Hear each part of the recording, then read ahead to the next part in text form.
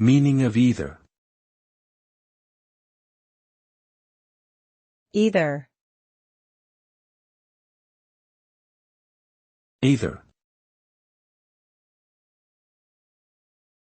Either.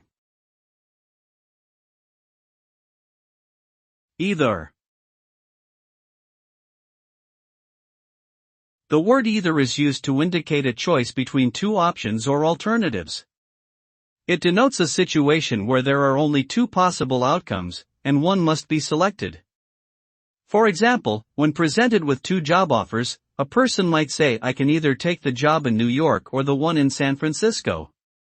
The use of either indicates that it is one or the other option that must be chosen, not both. In summary, either is a word used to express a decision between two options or alternatives.